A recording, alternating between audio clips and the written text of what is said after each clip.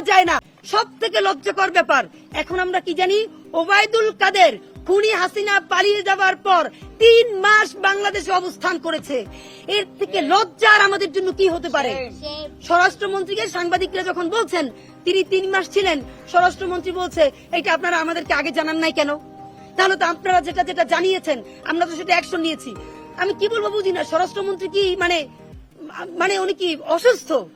মানে স্বরাষ্ট্রমন্ত্রী যদি সাংবাদিকদের খবর পেয়ে ওবায়দুল কাদেরকে গ্রেফতার করতে যায়, ডিজিএফআই এর কাজ কি, এনএসআই এর কাজ কি, এসবির কাজ কি, তারপরে প্রত্যেকটা গোয়েন্দা সংস্থানের কাজ কি, ডিবির কাজ কি? তাহলে কাজ করেন না, এই অফিসার সব জায়গায় সাংবাদিকদেরকে নিয়োগ দিয়ে দেন, রাষ্ট্রচলীদেরকে সাংবাদিকদেরকে দিয়ে দেন আপনারা না পারলে। আবার হাসতেছেন, আপনি বলতেছেন, আপনার তো লজ্জা হওয়া উচিত। সাংবাদিকরা গিয়ে গ্রেফতার করবে? তো ওবায়দুল কাদের যদি 3 মাসে থাকতে পারে, 626 জনের যদি পুনর্বাসন দিয়ে দিতে পারেন, সরকারের তো লজ্জা হওয়া উচিত যখন তারা বিএনপির বিরুদ্ধে পুনর্বাসনের অভিযোগ তোলে, জামাতের বিরুদ্ধে অভিযোগ তোলে। আপনি যদি সকল খুনিদের পার করে দিতে পারেন, তাহলে বিএনপি এবং জামাত অন্যান্য রাজনৈতিক দল তার প্রয়োজনে কেন পুনর্বাসন করতে পারবে না? আপনি তাদেরকে, আমাদেরকে সরকার থেকে কি বলা হয়, বলগুলো যেন বিএনপি আর জামাত বা অন্যান্য কোটে দেয়। কেন? আমরা এতদিন পর্যন্ত ভাই সত্য কথা বলি, সরকারকে আমরা এমন ভাবে সমালোচনা করেছি যাতে সরকার, কারণ এই সরকার সে যদি স্বীকার না করে তবুও তো সে আমাদের সরকার। আবারও বলি, আমরা কিন্তু সরকার না, ছাত্র জনতার অভ্যুত্থানের ফলে সরকার। সুতরাং সে যাতে বেকায়দায় না পড়ে এভাবে বলার চেষ্টা করছি। কিন্তু তাদেরকে সেভ করতে করতে এখন দেখছি জুলাই বিপ্লবের ছাত্র জনতাই তার জীবন বিপন্ন হয়ে গেছে। সুতরাং ছাত্র জনতার জীবনকে বিপন্ন করে সরকারকে নিরাপদ রাখার দায় আমাদের আর নাই। ছাত্র জনতাকে নিরাপদ রাখার জন্য যেই কথা বলতে হয় আমরা বলবো, তাতে সরকার থাকুক অথবা সরকার পড়ে যাক। যদি পারেন সংস্কার করেন, যদি পারেন মানুষের নিরাপত্তা দেন, আর যদি না পারেন তাহলে নির্বাচন দিয়ে আপনি এই মুহূর্তে সরে যান। কথা সংস্কার করার জন্য আমরা জানপরাণ দিয়ে দিচ্ছি, পারলে করেন, না পারলে সরে যান। আপনাদেরকে সিকিউর করা আমাদের এখন আর কোনো দায়িত্ব নাই। যেই ভোটই হয় নাই, সেই ভোটের পার্লামেন্ট অবৈধ। সেই পার্লামেন্ট যে রাষ্ট্রপতি নির্বাচন করেছে, সেই রাষ্ট্রপতিও অবৈধ। জুলাই বিপ্লবের পরে অবৈধ রাষ্ট্রপতি আর থাকতে পারে না। আমরা ছাত্র জনতা নিয়ে রাষ্ট্রপতি অপসারণের সামনে গেলাম, আমাদেরকে বাংলাদেশের বিএনপি সহ জামাত সহ সকল রাজনৈতিক দল আমাদেরকে শত্রু বানিয়ে দিল। কেন? আমরা চুপ্পুর অপসারণ চাই, তাহলে নাকি সাংবিধানিক শূন্যতা তৈরি হবে। আমরা বললাম এই সংবিধান ইটসেলফ একটা ফ্যাসিস্ট সংবিধান। এখানে সকল ক্ষমতা একজন মানুষকে দিয়ে দেয়া আছে। এখানে ন্যূনতম ডেমোক্রেসির চর্চা নাই। এই সংবিধানটা বাকশালী সংবিধান। এটাকে পরিবর্তন করে বাংলাদেশের ছাত্র জনতার গণভোট তৈরি করে, গণভোটের মাধ্যমে নতুন কনস্টিটিউট অ্যাসেম্বলি তৈরি করে তারপরে নতুন সংবিধান তৈরি করতে হবে। এবং সেই সংবিধানের আলোকে নয়া বাংলাদেশের প্রথম জাতীয় সংসদ নির্বাচন হবে। আমাদেরকে বলল সেই সংবিধান নাকি পরিবর্তন করা হলো রাজনৈতিক দলের কাজ, এটা লম্বা সময়, এটা করা যাবে না, আবার সাংবিধানিক তৈরি হবে। তারপরে আমরা সংবিধানকে লাল কার্ড দেখালাম রাজু ভাস্কর্যে, আমাদেরকে তখন আবার রাজনৈতিক দলগুলো শত্রু বানিয়ে ফেললো। আমরা তারপরে দাবি তুললাম, আপনারাই আমাদেরকে বলেন ভাই, ছাত্রলীগকে সরকার কোন গ্রাউন্ডে নিষিদ্ধ করেছে? নিষিদ্ধ করেছে সে প্রকাশ্য দিবালোকে এই মধুর ক্যান্টিন থেকে শুরু করে সারা বিশ্ববিদ্যালয়ে রান্দা দিয়ে কুপিয়ে হত্যা করেছে। ফাঁকে বলে রাখি, আমাদের ইনকিলাব মঞ্চের লাল জুলাই গানটা বের হয়েছে, আপনারা দেখেছেন। একটা গানে যে শুধু আমরা যেভাবে ডকুমেন্টারি দিয়ে দেখিয়েছি, মানুষ অসুস্থ হয়ে যাচ্ছে দেখে, তাহলে আরো রিয়েল প্রমাণগুলো আপনাদের আর কি চাই?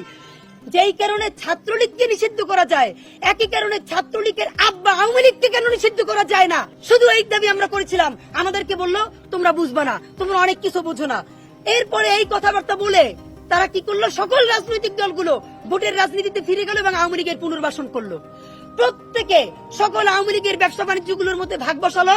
অল্প কয়েকজন সামনের আওয়ামী লীগ থেকে সরাই দিয়া, আমি শুধু একটা বিএনপির নাম বলছি না, বিএনপি, জামাতে ইসলামী, এমনকি বাংলাদেশের প্রত্যেকটা রাজনৈতিক দল যে যার সাধ্য মতো আওয়ামী লীগকে পুনর্বাসন করতেছে, আপনারা দেখতেছেন। এবং সেই লীগ পুনর্বাসন করে আমরা যখন এই কথাগুলো বলি, আমাদেরকে বলে তোমরা বুঝবে না। ভাই, যখন জুলাই বিপ্লব হলো তখন আমরা এত কিছু বুঝলাম, আর এখন আমাদেরকে বলেন বুঝবো না। একটু প্লিজ বুঝিয়ে বলেন না, আমরা বুঝবো। আমাদের সাথে একদিন বসেন, আমাদের সাথে কথা বলেন। রাজনৈতিক দলগুলোর এমন অবস্থা হয়েছে, বিএনপি কে দাওয়াত দিলে আমাদের প্রোগ্রামে আসে না, জামাতকে দাওয়াত দিলে আসে না। কোন রাজনৈতিক দল এখন আমাদের সাথে কোনো প্রোগ্রামে আসতে চায় না, কারণ তারা মনে করে আমাদের কোনো কথা তাদের জন্য বিব্রতকর হতে পারে। কেন ভাই? ছাত্র জনতাকে যখন আন্দোলনে ডাকলেন তখন এই চিন্তা করতে পারেন নাই? আমরা কি ক্ষমতা যাওয়ার জন্য এই কথা বলছি? ইনকিলাব মঞ্চ কি কোনোদিন পার্টি হবে? অন্তত জনতার কথাগুলো আমরা আপনাদের সাথে বলতে চাই, আপনারা আপনাদের শত্রু ভাবেন কেন? এবার আমি যে কথাটা বলতে চাই, লীগের পুনর্বাসন করছে বাংলাদেশের প্রত্যেকটা রাজনৈতিক দল। সুতরাং এই আন্দোলন যদি ব্যর্থ হয়, প্রত্যেক দায় কিন্তু গিয়ে সেই রাজনৈতিক দলগুলোর উপরে পড়বে, আমরা জানিয়ে রাখলাম। আর্মি থেকে বলা হলো 626 জন আওয়ামী সন্ত্রাসী ক্যান্টনমেন্টের মধ্যে গিয়ে আশ্রয় নিল। এর কিছুদিন পর শুনি আস্তে আস্তে সবাই পাচার হয়ে গেল। আমরা বারবার তখন বলেছি 626 জনের নাম আমাদেরকে বলেন, না আমাদেরকে বলে নাই, তাদেরকে গ্রেপ্তার করেন, তাদেরকে করে নাই।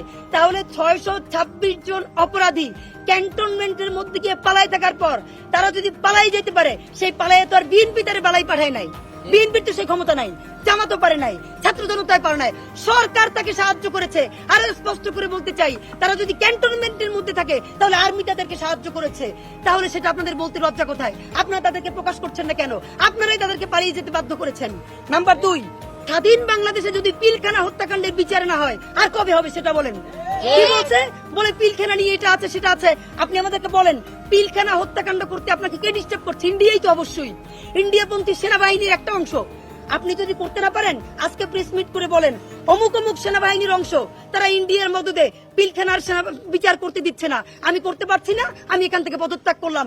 আপনারা আমরা ছাত্র জনতার মধ্যে নিয়ে নেব ইনশাআল্লাহ। আপনাদের তো আমরা 5 বছর ক্ষমতায় থাকার জন্য পাঠাই নাই, আপনারা গেছেন ওখানে বিচার করার জন্য। বিচার করতে না পারলে ক্ষমতা দিয়ে ছেড়ে আসবেন, আবার আন্দোলন করব। যদি বিচার করতে পারেন থাকবেন, না পারলে আবার রাজপথে আসবেন, আবার আন্দোলন করব, আবার মরে যাব। আপনাদেরকে সারা জীবন ক্ষমতায় থাকার জন্য তো পাঠাই নাই। আপনারা আমাদেরকে খালি বুঝেন কি টেকনিক্যাল ব্যাপার, আরে ভাই সেটা কি বুঝেই বলেন। আমাদের ছাত্র উপদেষ্টারা কিন্তু আবারও বলি পুরো ক্ষমতার পুরো কাঠামোর মধ্যে নাই, তারা ওখানে আছে বলেই আমাদের ছাত্র জনতার পক্ষে অনেকগুলো বার্গেন করে অনেক সিদ্ধান্ত ছাত্র জনতার পক্ষে আনতে পারতেছেন, এটা আমরা বুঝি। কিন্তু আপনারা যে অনেক কাজ করতে গিয়ে পারতেছেন না, আপনারা বাধাগ্রস্ত হচ্ছেন, আপনারা সেই দায় আপনাদের মাথায় নিচ্ছেন কেন? সারা বাংলাদেশের ছাত্র জনতা বলছে তোমরাই তো এখন এমপি, তোমরাই তো এখন মন্ত্রী, তোমরা পারতেছো না কেন? অথচ আমরা জানি আপনাদের দায়িত্ব, আপনাদের ক্ষমতা নাই। আপনারা চেষ্টা করবেন, না পারলে আজকে ছাত্র উপদেষ্টা 3 জনকে বলতে চাই, মাহফুজ আলম, নাহিদ ইসলাম, আসিফ মাহমুদ, প্রেস ব্রিফ করেন, প্রেস ব্রিফ করে বলেন এই সঠিক সিদ্ধান্ত আমরা নিতে চাই। অমুক অমুক উপদেষ্টা, অমুক অমুক আমলা আমাদেরকে বাধাগ্রস্ত করছে, 24 ঘন্টার মধ্যে যদি আমাদেরকে করতে দেয় আমরা থাকবো, আর নইলে আমরা উপদেষ্টা থেকে পদত্যাগ করব। আপনাদেরকে নিয়ে এসে আমরা আবার আন্দোলন করে তুলবো ইনশাআল্লাহ। কিন্তু আপনারা যেই কাজ করতে পারেন না সেই দায় আপনারা নেবেন কেন? আপনারা বলতে আপনাদের কারণে দায়